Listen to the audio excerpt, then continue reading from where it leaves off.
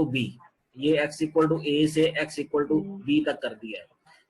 अगर ये function positive है तो ऐसे करना है।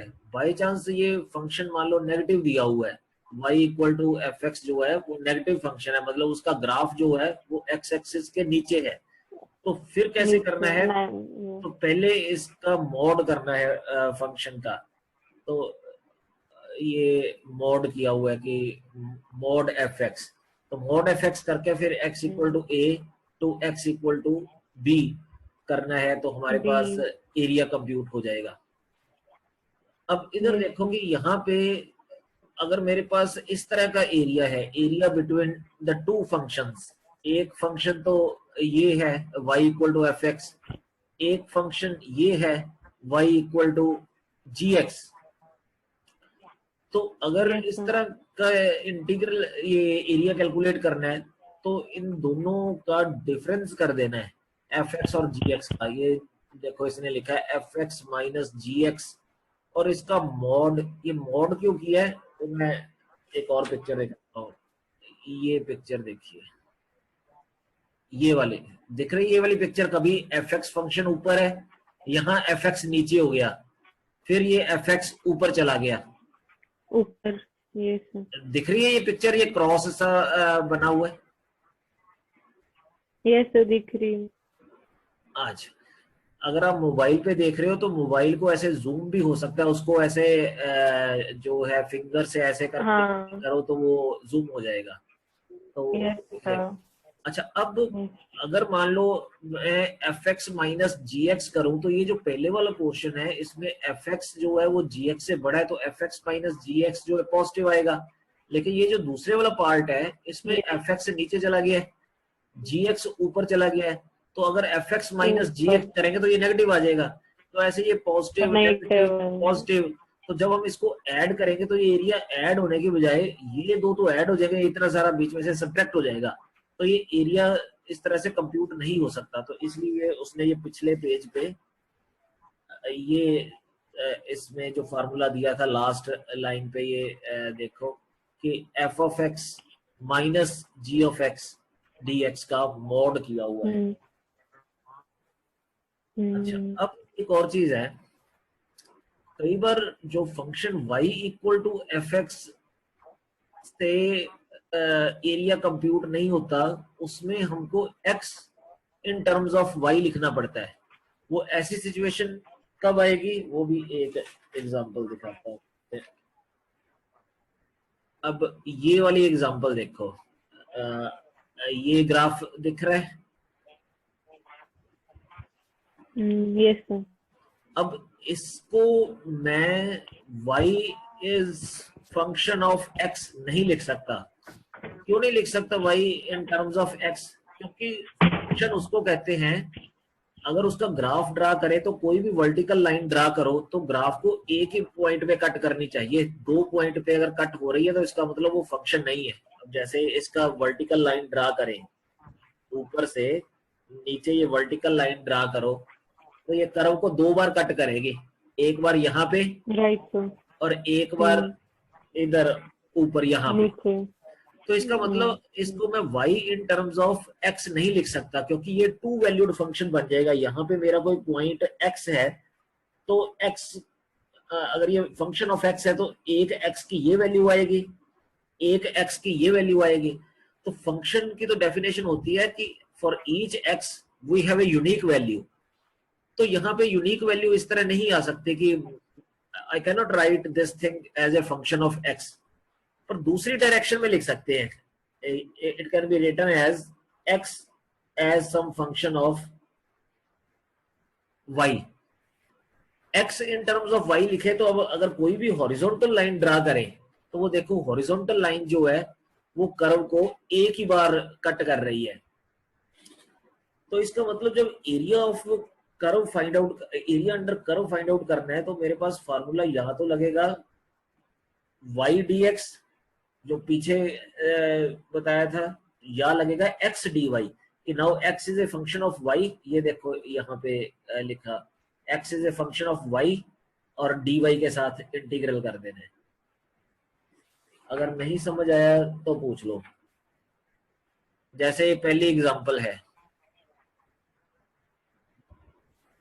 कि find area of the ellipse X square over A square plus Y square over B square equal to 1.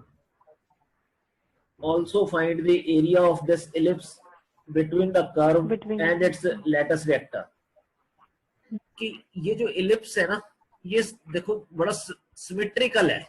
अगर मैं इसका फर्स्ट क्वाड्रेंट का एरिया कैलकुलेट कर दूं, यहां से लेके यहां तक, ये जो मैं ड्रा कर रहा हूं, ये वाला जो फर्स्ट क्वाड्रेंट वाला एरिया है, नजर आ रहा है जी? Yes, sir. हाँ, अगर ये सिर्फ फर्स्ट क्वाड्रेंट का एरिया कैलकुलेट कर दें और उसको 4 से मल्टीप्लाई कर दें, तो इसका मतलब हमारे पास इलिप्स का एरिया कंप्यूट हो जाएगा. Yes. हो जाएगा ना? तो अब एक फर्स्ट Yes, sir. क्वाड्रेंट का एरिया कैलकुलेट करने के लिए क्या करना पड़ेगा? ये जो कर्व है इतनी सी, अगर मेरे को इसकी इक्वेशन पता चल जाए y equal to F X की फॉर्म में, तो मैं उसका इंटीग्रल कर दूंगा उसके कर्व की इक्वेशन का, y dx from limits. Limit कहां से कहां तक लेनी है? लिमिट x इक्वल टू 0 से लेके ये point x equal to a है. हमें कैसे पता चला कि ये point x equal to a है? तो अब यहाँ पे ये इक्वेशन देखिए. तो जब भी कोई क्वेश्चन आए area under curve find out करने का, तो सबसे पहला काम ये है कि उस का ग्राफ ड्रा करना है और ये चेक करना है कि वो ग्राफ एक्स एक्सिस को और वाई एक्सिस को किन पॉइंट्स पे कट करता है. अब अगर इसकी एक्स पॉइंट के साथ इंटरसेक्शन देखनी है एक्स एक्सिस के साथ, तो क्या करो, वाई को 0 पुट कर दो. अब यहाँ पे वाई को 0 पुट करेंगे तो मेरे पास क्या आ जाएगा? X equal to a square. Plus minus. हाँ, x equal to plus minus a. तो इसका मतलब एक्स एक्सिस को 2 बार कट करता है. एक बार एक्स इक्वल टू माइनस ए पे ये कट हो रहा है, एक बार एक्स इक्वल टू प्लस ए पे ये कट हो रहा है. पर क्योंकि मैंने तो सिर्फ ये वाला पॉजिटिव वाला एरिया ही कंप्यूट करके उसको 4 से मल्टीप्लाई करना है, तो इसका मतलब मैं इंटीग्रल कर दूंगा इस कर्व का integral from x equal to 0 to x equal to a. X equal to A. तो माइनस का मतलब ये है प्लस साइन, जो ये ऊपर वाला पार्ट है कर्व का, ये y प्लस पार्ट है, और ये जो नीचे वाला पार्ट है दिस इज y माइनस. पे y is equal to b over a square minus X square, और x को इंटीग्रेट कर देंगे 0 टू A. अब 0 टू a, और उसका 4 टाइम्स कर देंगे, तो b over a square minus X square 0 to a. अब ये है कि इसका इंटीग्रल कैलकुलेट करना आना चाहिए, a square minus X square का स्क्वायर रूट. अब ये जो है वो स्टैंडर्ड रूल है, तो ये जो चीज है ये 0 हो जाएगी, a square minus a square. अगर लोअर लिमिट पुट Yes, करेंगे sir. 0, तो यहाँ पे x लगा है तो भी ये 0 हो जाएगा. मतलब A by अपर लिमिट और लोअर लिमिट में ये वाला पोर्शन तो 0 होना है. अब इस 0. चीज में जब x equal to a upper limit put करेंगे, तो साइन इनवर्स a और a कट के 1 आ जाएगा. साइन इनवर्स 1 कितना होगा? पाई बाय 2, क्योंकि साइन पाई बाय 2 1 होता है, तो 1. मतलब sine inverse 1 is pi by 2. तो यहाँ पे एक a स्क्वायर है, एक 1 बाय 2 है, एक पाई बाय 2 आ जाएगा, मतलब पाई a स्क्वायर बाय 4 हो जाएगा. और अब बाहर ये पड़ा हुआ है कि 4 b ओवर a, तो जब ये सारा मल्टीप्लाई कर देंगे तो मेरा आंसर आ जाएगा pi into a into b. तो इसका मतलब जो ये इलिप्स है, इसका जो एरिया है टोटल इलिप्स का, हमने तो सिर्फ इतना कैलकुलेट किया था फर्स्ट क्वाड्रेंट में, और ये 4 से मल्टीप्लाई कर दिया हुआ है, यहाँ शुरू पे 4 से मल्टीप्लाई कर दिया, तो इसका मतलब पूरे इलिप्स का एरिया कैलकुलेट कर दिया है पाई ए बी. पार्ट है इसी का, तो ये जो शेडेड एरिया दिखाई दे रहा है, ये शेडेड एरिया कैलकुलेट करना है. अब वो भी क्या करेंगे कि हम फर्स्ट क्वाड्रेंट में कैलकुलेट कर लेंगे इतना सा, तो उसको 4 से मल्टीप्लाई कर देंगे. 4 से मल्टीप्लाई करने से हमारे पास शेडेड एरिया हो जाएगा. Shaded. अब मेरे को ये बताओ, कर्व तो यही लेनी है, ये जो पहले इक्वेशन लिखी थी, ये ऊपर वाली, ये b over a square root of a square minus X square, ये वाले पोर्शन पे. पर x की लिमिट चेंज हो जाएगी. यहाँ पे हमने पहले x की लिमिट लगाई है 0 टू a. A. अब x की लिमिट कहां से कहां तक लगाएंगे? AE. AE, क्योंकि फोकस के कोऑर्डिनेट जो होते हैं ना एलिप्स में, वो AE 0 और माइनस AE 0 होते हैं. तो इसका मतलब यहाँ पे लिमिट लगा देंगे 0 टू AE. ये देखिए 0 to A E Y D X, तो वही इंटीग्रल, और 4 टाइम्स जब अपर लिमिट इसमें पुट करेंगे, तो पहले तो अपर लिमिट पुट करने से यहाँ पे 0 आंसर आ रहा था, अब 0 नहीं आएगा, अब ए ई पुट करेंगे तो मेरे पास इधर बाहर ए ई ए square minus A square E square, और Yes. लोअर लिमिट इधर पुट करेंगे तो 0 आएगा, और यहाँ पे ऐसे ही x की अपर लिमिट पुट करेंगे तो ए कट जाएगा साइन इनवर्स ई, और जब लोअर लिमिट पुट करेंगे साइन इनवर्स 0, तो लोअर लिमिट के साथ ये वाला पार्ट 0 हो जाएगा। तो फाइनल आंसर हमारा ये आ जाना है। यहाँ जब अपर लिमिट पुट करेंगे x equal to A E square root में A square minus A square E square plus A square sine inverse, ये ए कट जाएगा ई, वो आंसर आ जाएगा ये शेडेड एरिया का। पता चल गया जी? Yes, sir. ये इसको भी आवाज नहीं आ रही, ये सिमरन पता चल गया है? Yes sir. ठीक है। Mic off है।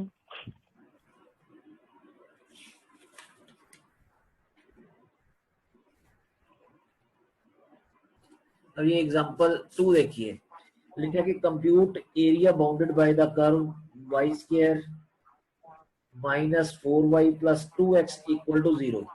तो सबसे पहला स्टेप तो ये है कि इसको हमने कर्व को ड्रा करना है। तो जब हमने ये कर्व को ड्रा कर लिया, तो अब ये है कि for each x we have two values. x अगर मान लो ये पॉइंट है, इस पे एक fx की वैल्यू है, इस पे भी एक fx की वैल्यू है। तो इस तरह की चीज को हम कहते हैं कि this is not a function. तो इसका मतलब ये जो चीज है x in terms of y लिखने की बजाय इसको y in terms of x लिखो। तो for each y we will have one value of x। For each y यहाँ हॉरिजॉन्टल लाइन जैसे ड्रा करें तो इसका मतलब होगा for each y we have one x। तो जो ये वाली इक्वेशन है इसको सॉल्व करें y in terms of x, तो इसका आंसर क्या आया है? y in terms of x नहीं, sorry x in terms of y इसको कैलकुलेट करना पड़ेगा, क्योंकि y in terms of x तो हो नहीं सकता ना, क्योंकि हर x के लिए y की दो वैल्यूज है। तो इसको x in terms of y लिखना पड़ेगा। तो वो इसने ये लिखा है x in terms of y को क्या करें, यहाँ पे ये 2x भी इधर ले जाओ, 4 माइनस इसको इधर ले आओ, तो x वाली टर्म एक साइड पे रह जाएगी, y वाली दूसरी, और इंटीग्रल जो है अब y की लिमिट लगानी है। ये देखो y 0 से 4 है। पिछले वाले क्वेश्चन में हम x की लिमिट लगाते थे। पता चल रहा है कि नहीं जी सिया? Yes, sir. हाँ, तो अब y की लिमिट लगा दी है 0 टू 4। तो अब इंटीग्रल कर दो, ये y का इंटीग्रल y स्क्वायर बाय 2, इधर y स्क्वायर का integral y cube by 3। Y cube by 3. हाँ जी, तो इंटीग्रल 0 टू 4 कर दिया। 0 to इंटीग्रल करके हमारे पास जो ये है, ये आंसर 16 बाय 3 आ गया। अच्छा, अब वो कहता है find area of the region bounded by the line y equal to x and the parabola y equal to x square. X square. तो सबसे पहला काम वही है कि ग्राफ ड्रा करना होता है।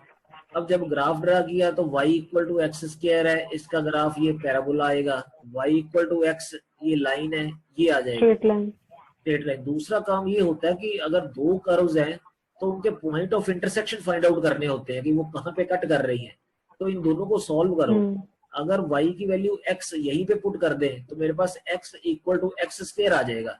तो इसका मतलब x की वैल्यू या 0 होगी या 1 होगी। Yeah, 1. हाँ, तो फिर वो x की वैल्यू 0 और 1 इधर ऊपर वाली इक्वेशन में पुट कर लो तो y की वैल्यू भी 0 और 1 आ जाएगी। तो मेरे पास दो पॉइंट ऑफ इंटरसेक्शन आ गए, 0 0 एंड 1 1। पता चल गया जी? Yes, sir. हाँ, अब हमने करना है ये एरिया कैलकुलेट। तो मैंने ये बताया था कि अगर मेरे पास दो इक्वेशंस हैं तो उन दोनों का डिफरेंस कर दो। जो कर्व ऊपर है उसको पहले लिखना है, जो नीचे है वो बाद में लिखना है। तो इनका डिफरेंस कर देंगे तो मेरे पास आएगा x माइनस एक्स स्क्वायर। तो x minus X square, x varies from 0 to 1। तो x की लिमिट यहाँ से यहाँ तक कंप्यूट कर दो। तो हमारे पास ये देखो